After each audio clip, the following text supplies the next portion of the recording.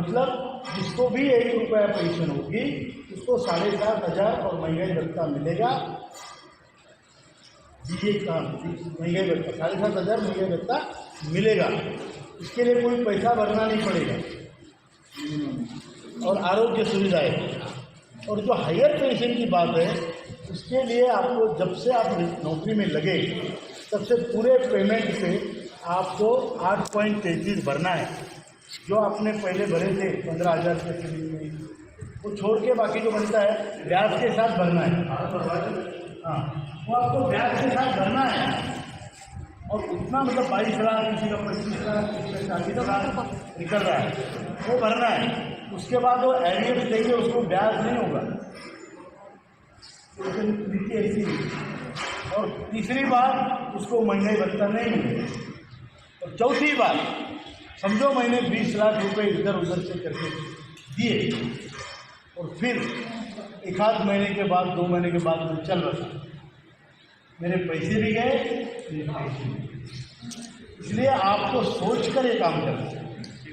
जब भी आप करोगे, आपकी स्थिति, आपका आरोग्य, आपके पास कितने पैसे हैं वो देख के करना है। अदरवाइज मिनिमम पेंशन अगर मिलती है तो वो लेना ज़्यादा बेहतर है मेरे ख्याल। ठीक है, डाउट क्लियर हो गया। हमारा संघर्ष पिछले 8 सालों से अविरत चल रहा है, दिन रात चल रहा है, हजारों आंदोलन हुए। आज 27 राज्य और कई केंद्र शासित प्रदेश इसमें आज कूद पड़े हैं।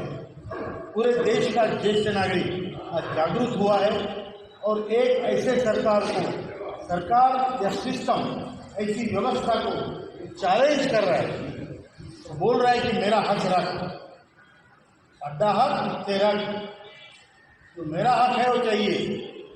हमसे इन्होंने जिंदगी भर पैसे जमा किए, पहले 4 से 17 रुपये महीना थे, फिर 541, अभी 1250।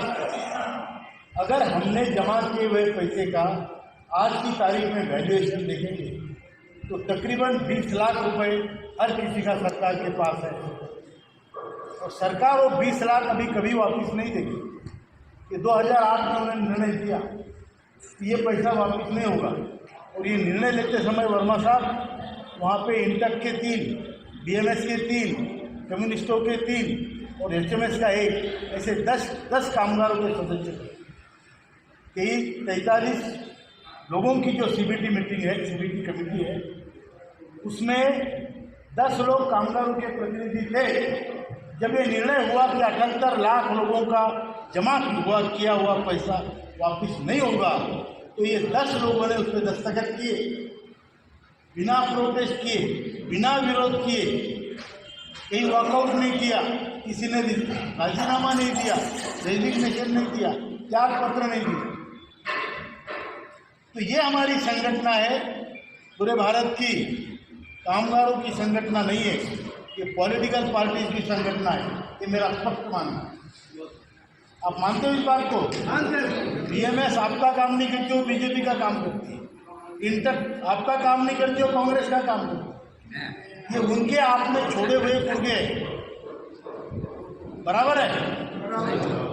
मैं वो क्या करते उससे मतलब नहीं, लेकिन जब हमारा हक मारा जा रहा था तो उस समय आप इस मीटिंग में थे, तो आपने इसको रोका क्यों नहीं? विरोध करना था, अपनी बाजू रखनी थी।